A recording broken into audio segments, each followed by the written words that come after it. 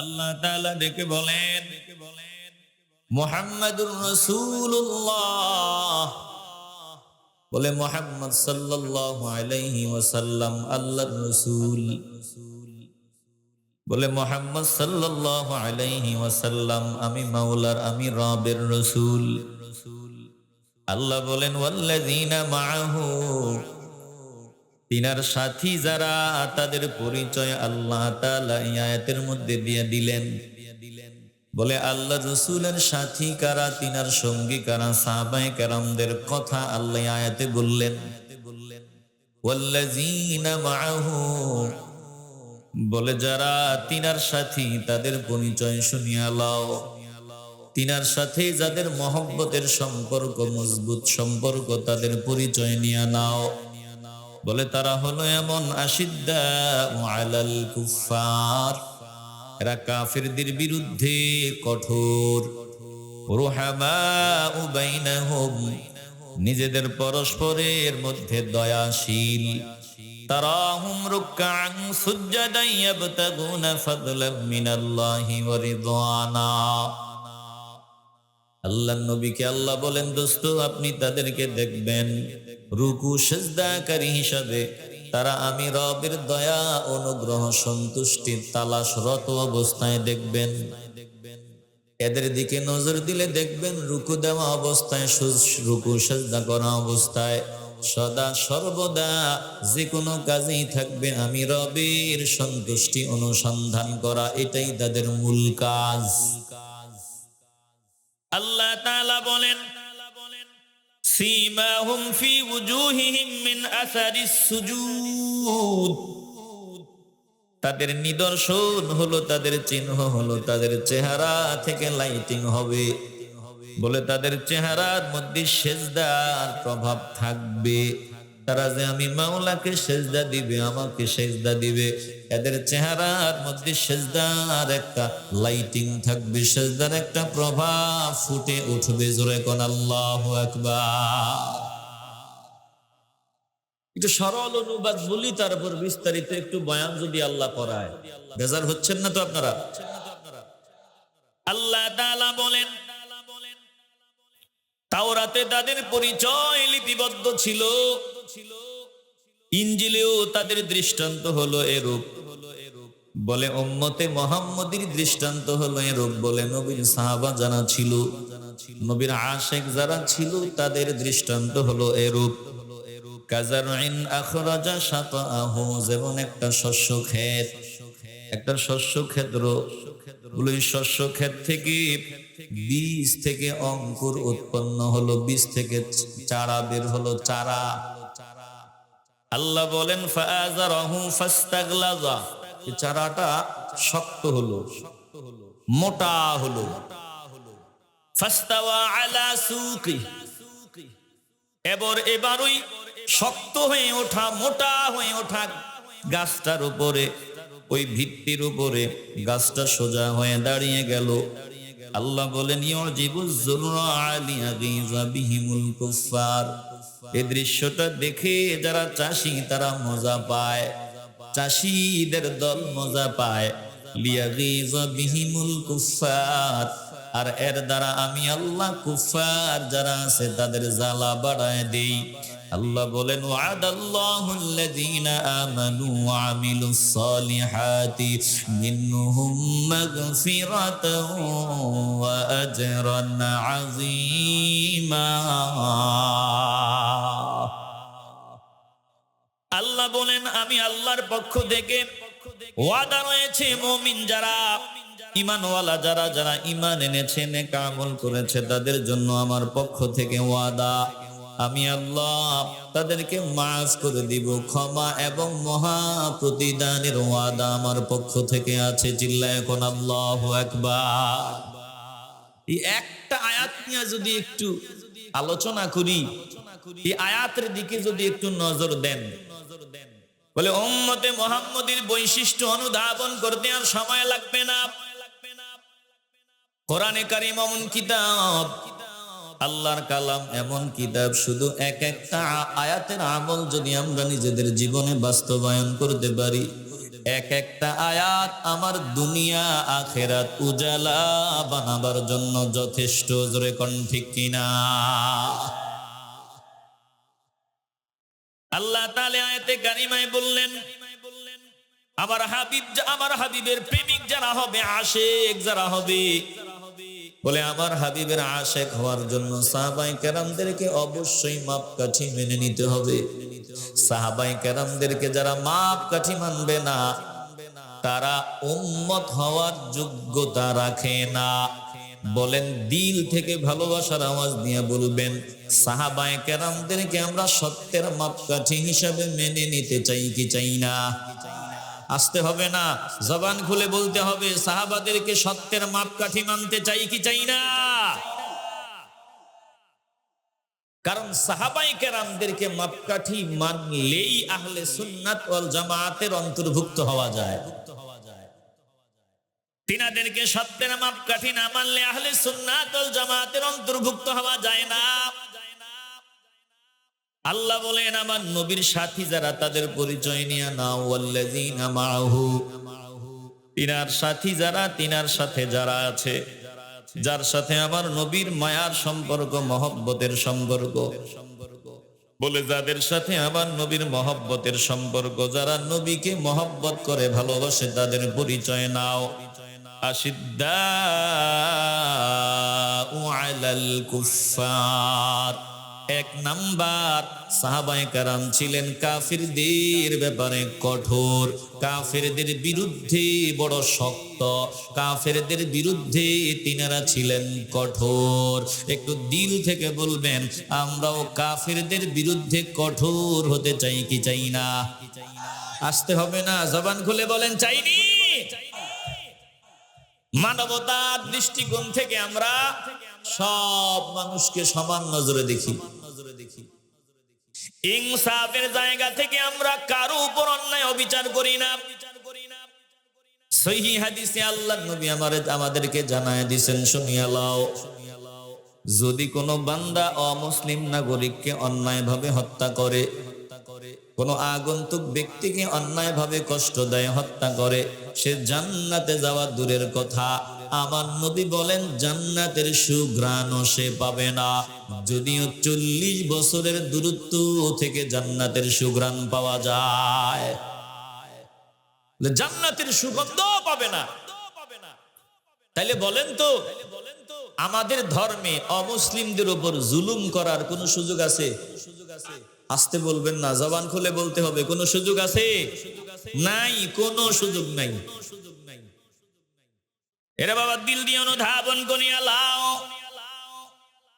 বলে, শুধু মুসলিম না, একটা পাখিরে পর্যন্ত কষ্ট দেওয়ার কোন সুযোগ আমার নবী রাখেন নাই। আল্লাহ নবী জানায় দিছেন, যদি কেউ একটা চড়ুই পাখিরে অন্যায় ভাবে জবাই করে, হত্যা করে, খাওয়ার জন্য ছাড়া অন্যায় ভাবে একটা চড়ুই পাখিও জবাই করে, এই বান্দা হাসরের ময়দানে আমার আল্লাহর কাঠগড়ায় দাঁড়াইয়া জবাব দিতে হবে, কেন চড়ুই পাখিটাকে হত্যা করলা? আল্লাহ নবী আমাদের বয়ান শোনায় দিলেন।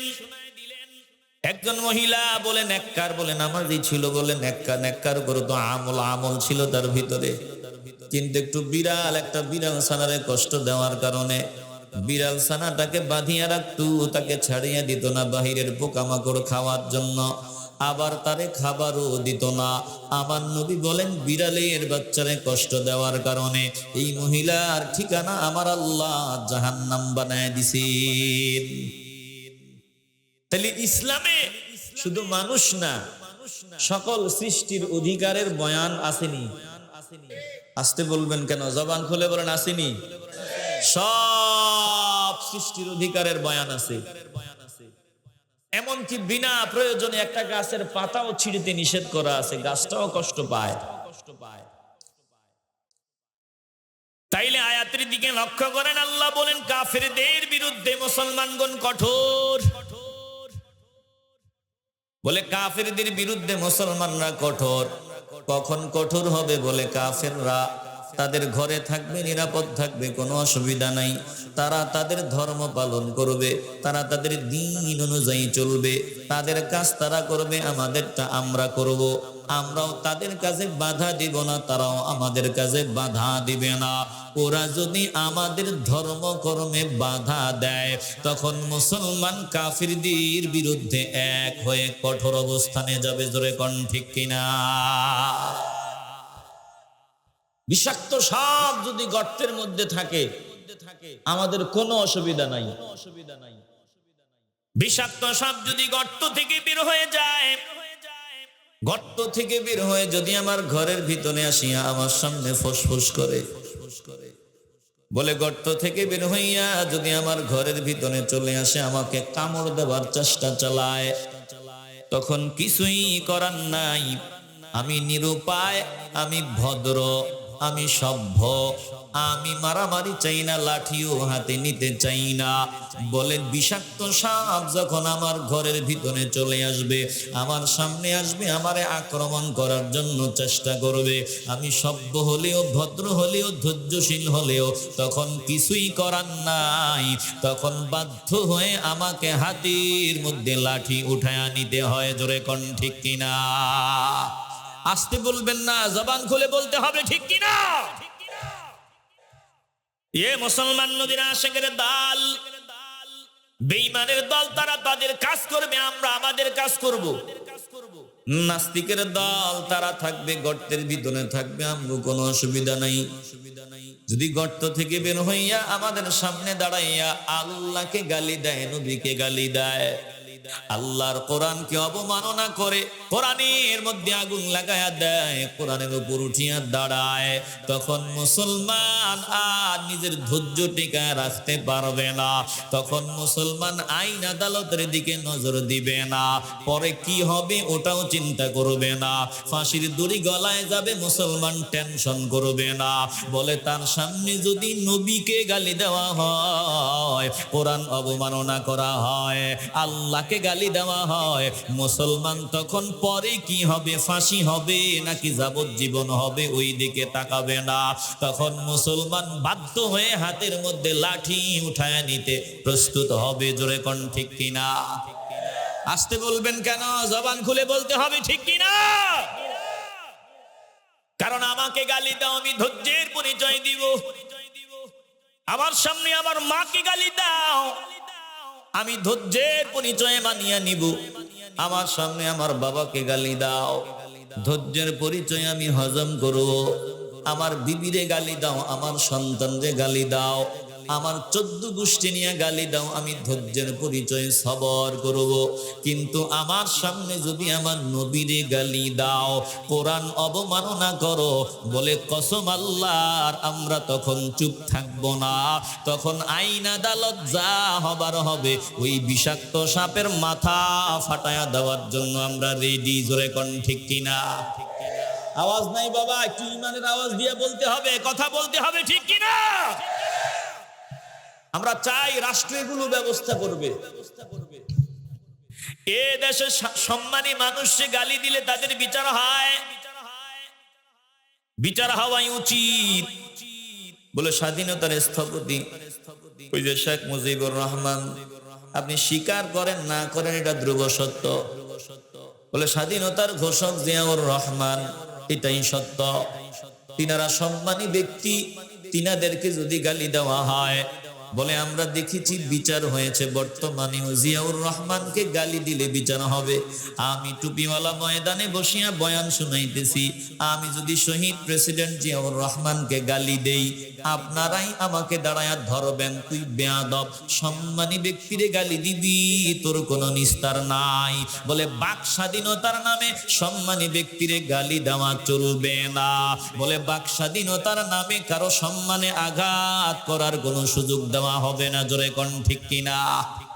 কথা বলতে হবে, আওয়াজ দিয়ে কথা বলতে হবে, ঠিক কিনা?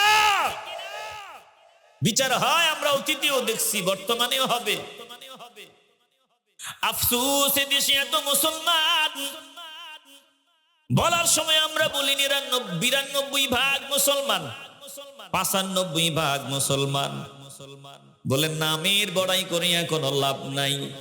95% মুসলমান যদি বাংলার জমিনে থাকতো, এই জমিনে আজও কেন আমার নবীরে গালি দিলে ফাঁসি হবে, এই বিধান এখনো কেন বাস্তবায়ন হলো না? 95% মুসলমান যদি এই জমিনে থাকতো, আল্লাহকে গালি দিলে ফাঁসি হবে, মৃত্যুদণ্ড। এই আইন এখনো কেন বাস্তবায়ন হয় নাই? বলে কেন হয় না? অনেকেই চায় না। অনেকেই চায় না কারা? আমগো নেতা যারা, তারা অধিকাংশ। কিছু বাদ দিয়ে বললাম, কথা কন না কেন? একটু আওয়াজ দেন বাবা, কথা কন ঠিক কিনা? আমগো নেতাজিরা যদি চাইতো এই জমিনে পার্লামেন্টে কবেই এই আইন পাস হতো যে আমার নবীরে গালি দিলে সর্বোচ্চ শাস্তি হবে ফাঁসি, কিন্তু তিনারা চায় না বলেই হয় না। আপনারা কি বেজার হইতেছেন বাবা? বেজার হইতেছেন? তিনারা চায় না বলেই হয় না।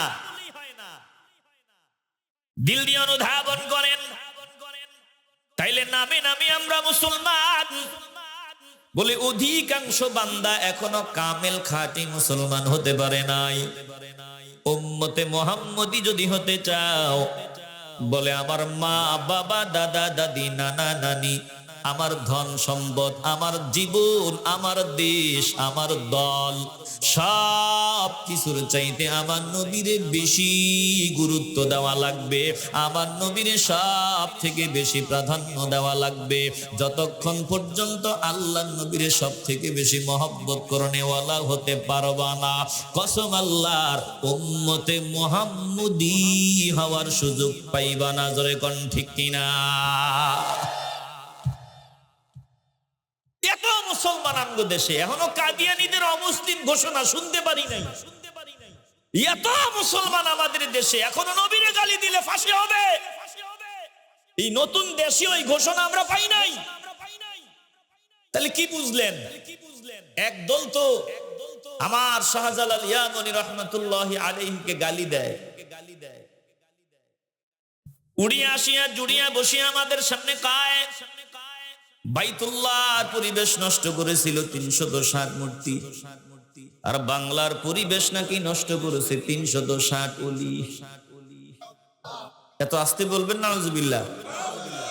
বলেন তো, এমন কথা যারা বলে তারা আমাদের আপন নাকি দুশমন? এরা ইয়াজিদের দালাল। এরা হলো তারা যারা বলে শাহজালাল ইয়ামানী রাহমাতুল্লাহি আলাইহির মাজার লাঠি দিয়া ভাঙ্গা উড়ায় দাও। এত আস্তে বলবেন নাউজুবিল্লাহ? এদের পরিচয় নাও। এরা হলো তারা যারা বলে হাসরের ময়দানে আমার নবী মিজানের পাল্লার দিকে ফেল ফেল করিয়া তাকায় থাকবেন, নবীর নেকের পাল্লাটা ভারী হয় নাকি হালকা হয়? বলে বোকা বেয়াদব, বুঝো না কথা ঠিক আছে, আমার নবী মিজানে নেকের পাল্লায় ফেল ফেল করে তাকায় থাকবে, তবে নিজের জন্য না রে বোকা। আমার নবী মিজানে নেকের পাল্লার দিকে তাকায় থাকবে আমাদের জন্য। জোরে কোন ঠিক কিনা? বুঝে না? ইয়াজিদের দালাল খ্রিস্টানরা কোটি কোটি হাজার কোটি টাকা খরচ করে আলেম বানায়, মুফতি বানায়, মুহাদ্দিস বানায়, মুফাসসির বানায়, এদেরকে মাঠে ময়দানে ছেড়ে দেয়। আর এরা চেহারাও সুন্দর, বাচন ভঙ্গিও চমৎকার, সরল মনা মুসলমানদের ধরে ধরে বেঈমান বানায় দেয়। এরকম এক দল সারা দুনিয়ায় কাজ করতেছে। এজন্য বলেন আমরা সজাগ থাকার দরকার আসেনি? আপনারা বিরক্ত হইতেছেন মনে হয়, আওয়াজ দিবেন। আমরা সজাগ থাকার দরকার আসেনি? কিছুদিন আগে এয়ারপোর্টের ইয়াতে একজন ধরা পড়ছে, টুপিওয়ালা, দাড়িওয়ালা, লম্বা জামাওয়ালা। এবার ভিতরে নিয়ে জামা খুললা দেখে এই পিঠে, স্কন্ধে, এখানে কাঁধে, পিঠে খ্রিস্টানদের সিম্বল, খ্রিস্টানদের সিল সফর মারা। এত আসতে বলবেন নাউজুবিল্লাহ? এই জন্য নতুন জিনিস পাইলেই পাগল হয়েন না, সাবধান। পুরান জিনিস ফিউর, যত নতুন তত ভেজাল। কথা কর না কেন? কথা সুন্দর, বাচন ভঙ্গি চমৎকার, চেহারা দেখলে প্রেমে পড়ে যেতে মন চাইবে, কথা শুনলে শুনতেই মন চাইবে, কিন্তু ঈমান চোর। বলেন তো এরকম এক দল সারা দুনিয়াতে কাজ করে, আছে না নাই? আল্লাহর নবী রাহমাতুল লিল আলামিনকে ডাক দিয়া বলেন, ও দোস্ত গো, আপনি বড় সাবধান হয়ে চলা লাগবে। আপনার পেছনে নামাজ আদায় করে, আপনার খুতবা শুনে, আপনার বয়ান শুনে, আপনার প্রশংসা করে, আপনার গুণকীর্তন করে, কিন্তু সুযোগ পাইলেই বেঈমানদের সাথে হাত মিলায় আপনাকে জমিন থেকে বিদায় করে দেওয়ার ষড়যন্ত্র চালায়। ও দোস্ত গো, এদের পরিচয় আমি আল্লাহ দিয়ে দেই। চেহারা দেখবেন বড় সুন্দর, কথাও দেখবেন বড় চমৎকার, কথা শুনলেই মন চাইবে প্রেমে পড়ে যায়। ওয়া ইযা রাআইতাহুম তু'জিবুকা আজসামুহুম ওয়া ইয়াকুলু তাসমা'আ লিকাউলিহিম কাআন্নাহুম খুশুবুম মুসান্নাদা ইয়াহসাবুনা কুল্লা সাইহাতিন আলাইহিম হুমুল আদুউ فاحذرهم قاتلهم الله أنا يؤفكون।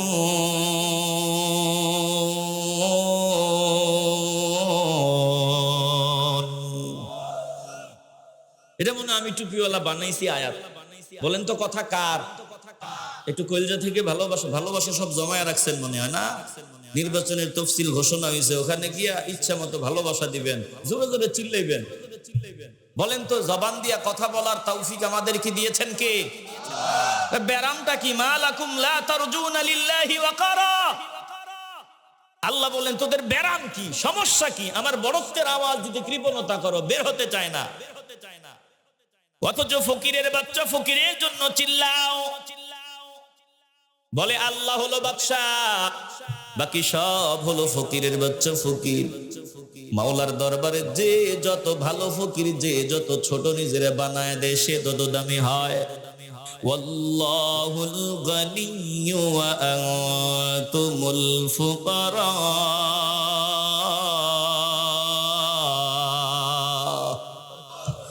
আমিও ফকির, আপনিও ফকির, সব ফকিরের বাচ্চা ফকির। বাদশাহ হলো একজন, বাদশাহ হলো একজন। একটু কলজা থেকে ভালোবাসার আওয়াজ দিয়ে বলবেন বাদশাহ একজন। বলেন তিনি কে? ওই মালিক ডাক দিয়ে বলে তোরে কথা বলার তৌফিক কে দিলে রে বান্দা? দুনিয়ার কেউ তোরে কথা বলার তৌফিক দেয় নাই। আমি আল্লাহ জবান দিলাম, আমি আল্লাহ চোখ দিলাম, আমি আল্লাহ কান দিলাম, সুস্থতার নিয়ামত দান করিয়া দিলাম। প্রত্যেকটা নিয়ামত কোন কাজে লাগাইছো? বেলা ফুরিয়ে যাওয়ার পর আমার সামনে আসিয়া সব হিসাব দেওয়া লাগবে। ওয়ালিসানা ওয়া শাফাতাইন।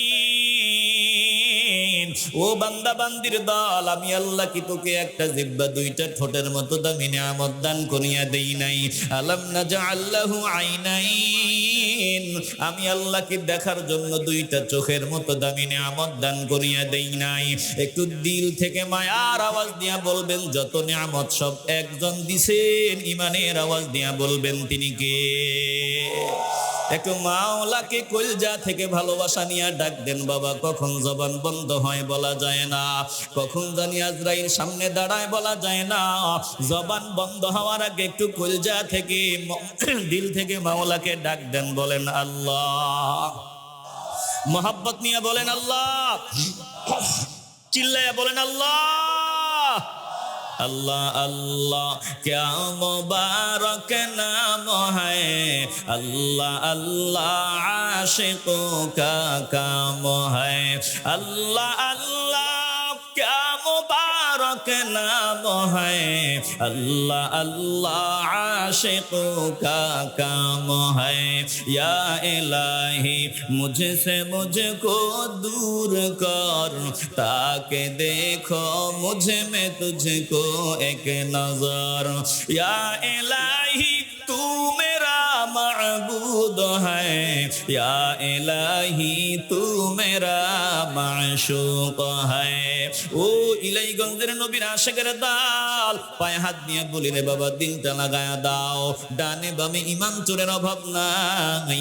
একজন ইমানওয়ালার কাছে সব থেকে দামি সম্পদের নাম হলো ইমান। ইমানওয়ালা বান্দা ইমানের উপর অটল থাকতে গিয়ে যদি ফাঁসির দড়ি গলায় নিতে হয়, ইমানওয়ালা বান্দা যদি ইমানের উপর অটল থাকতে গিয়ে আগুনে ঝাঁপ দিতে হয়, ইমানওয়ালা বান্দা প্রয়োজনে আগুনে ঝাঁপ দিবে, ফাঁসির দড়ি গলায় নিবে। এরপরেও ইমানওয়ালা বান্দা ইমান বিসর্জন দিতে রেডি হবে না। জোরে কোন ঠিক কিনা? মুসলমান নবীর আশিকের দল আল্লাহ নবীর আল্লাহ সতর্ক করিয়া দেয়, দোস্ত আপনি ভালো করিয়া খেয়াল করিয়া লন। ওয়া ইযা রাআইতাহুম তু'জিবুকা আজসামুহুম। ঈমান চোর মুনাফিক চেহারা চমৎকার, চেহারার দিকে যখন তাকাইবেন প্রীতিকর মনে হবে। ওয়া ইয়াকুলু তাসমা লিকাউলিহিম, কথা বললে কথা শুনতেই মন চাইবে, শুনতেই মন তাহারা ভি হোগা। ইয়ে খবর বুলবুল কো দো তাকে আপনি জিंदगी को सोच कल कुर्बा करे, ताके अपनी जिंदगी को सोच कर कुर्बा करे। ए মুসলমান ইমানদার, তাইলে আমি আয়াত তেলাওয়াত করলাম রে বাবা, এই আয়াতের একটু অংশ আপনাদের শুনাইলাম। উম্মতে মুহাম্মদী যারা হবে সাহাবায়ে কেরামদের আদর্শে অনুপ্রাণিত হবে। বলে সাহাবায়ে কেরাম কেমন? দুশমনদের বেঈমানদের ব্যাপারে কঠোর, আর নিজেদের পরস্পরের মধ্যে দয়াশীল। একটু দিল থেকে মায়ার আওয়াজ নিয়ে বলবেন, আমরা দুইটা কাজ নিজেদের জীবনে বাস্তবায়ন করতে চাই কি চাই না? আস্তে বলবেন না, জবান খুলে বলেন চাই কি চাই না। 3 নাম্বার, যখনই আমি অবসর পাবো, যখনই আমি সুযোগ পাবো, আমি রুকু দিব, সেজদা দিব, মাওলাকে পাওয়ার সাধনায় লেগে যাব। আল্লাহ আমাদেরকে কবুল করেন। একটু জবান খুলে বলেন না আমিন। প্রিয় ভাইয়েরা বলেন তো, আমরা নামাজ, এই যে আমরা নামাজ ছাড়া কি আমরা মুমিন হতে পারবো? আস্তে বলবেন না, মুমিন হতে পারবো? এই যে জমিনটার একটা মালিক আছে, মালিকানা আছে, তিনি এই জমির দলিলটা যদি ফির হয় তিনি মালিক। বলে যে বান্দা বলবে আমি মুসলমান, তার মুসলমানিত্বের দলিল থাকতে হবে, ইমানের দলিল থাকতে হবে। ইমানের দলিল কি? ইমানের দলিল হলো পাঞ্জেগানা নামাজ। বলেন তো, আমরা পাঞ্জেগানা নামাজটা ঠিকঠাক মতো পড়ার প্রয়োজন আসেনি? আস্তে বলবেন না, জবান খুলে বলেন আসেনি? আমি সুন্নি হতে হবে, সুন্নি। যদি সুন্নি হতে না পারি আমার কপাল পড়ে যাবে। হাসরের ময়দানে যারা সুন্নি হবে, আহলে সুন্নাত ওয়াল জামাতের অন্তর্ভুক্ত হবে, তাদের চেহারা থেকে লাইটিং বের হবে, তাদের সামনে আলো থাকবে, তাদের জমিনেও চেহারা থেকে লাইটিং হবে। কথা কন না, কথা কন ঠিক কি না? আমি সুন্নি হওয়া লাগবে, তবে নামের সুন্নি না, কামের সুন্নি হওয়া লাগবে। বলেন, আমরা কামের সুন্নি হতে চাইনি। সুন্নিকে যার দিকে নজর দিলে মদিনাওয়ালার কথা মনে হয়, সেই বাস্তবে সুন্নি। আর সুন্নি নাম নিয়া বলে সুন্নাতের সাথে কোনো সম্পর্ক নাই, এটা নামের সুন্নি, কামের সুন্নি না। কথা কন না কেন? অতএব নামের সুন্নি যদি হই, দুনিয়াতে হয়তো বিভিন্ন মাধ্যমে আমি চালায়া দিতে পারবো, কিন্তু কবরে চালায়া দিতে পারবো না। মদিনাওয়ালার সামনে চালায়া দেওয়ার কোনো সুযোগ থাকবে না। আল্লাহ নবীর সামনে আমি যেই শুরুতে বিদায় নেই, ওই শুরুতেই নবীর সামনে গিয়ে আমাকে দাঁড়াতে হবে। যদি আমি এই দাড়ি নিয়া, এই লম্বা দাড়ি নিয়া, সুন্নতি বেশভূষা নিয়া যদি বিদায় হই, বলে সুন্নাত নিয়াই আমি নবীর সামনে দাঁড়াবো। তাইলে বলেন তো, আমরা মদিনাওয়ালার আদর্শ দিয়া নিজেদের সাজানোর সময় এখনই না আরো কিছুদিন পর? আসতে বলবেন না, এখনই না কিছুদিন পর? আমি সুন্নি, যাতে আমার দিকে নজর দিলে বোঝা যায় আমি সুন্নি। আমরা এমন ভাবে তৈরি থাকতে পারি, 5 ওয়াক্ত নামাজ আর নবীর আদর্শ দিয়ে নিজেদেরকে সাজায় নিতে পারি। আল্লাহ কবুল ও মঞ্জুর করুন। জোরে বলেন আমিন। ভাইরা, আমি যত দ্রুত সম্ভব কিছু কথা বলছি। আল্লাহ যে কথাগুলো বললাম আমাকে আপনাদের সকলকে বাস্তবে অনুধাবনের তৌফিক দান করে দেন। একটু জোরে বলেন না আমিন। এই 2টা কাজ, 3টা কাজ, আমি নামাজ পড়বো, আর দুশমন যারা, আমার নবীর দুশমন, আল্লাহর দুশমন, এই দুশমনদের বিরুদ্ধে আমাদের অবস্থান হবে শক্ত অবস্থান, কঠোর অবস্থান। এই প্রশ্নে আমরা সবাই এক। কথা কন না কেন? এই প্রশ্নে আমরা সবাই এক। আর আমাদের ভাই ভাইয়ের মধ্যে সম্পর্কটা মায়ার, মহব্বতের, ভালোবাসার সম্পর্ক আমরা তৈরি করতে হবে। আর সুযোগ পাইলে আমরা রুকু সেজদার দেওয়ার একটা টেনশন মাথায় রাখতে হবে। আল্লাহ আমাদের সকলকে কবুল করেন। একটু জোরে বলেন না আমিন। আমি শুরুতেই বলছি, যত ভালো বৈশিষ্ট্য, যত ভালো গুণ, সবই তো উম্মতে মুহাম্মদীর গুণ।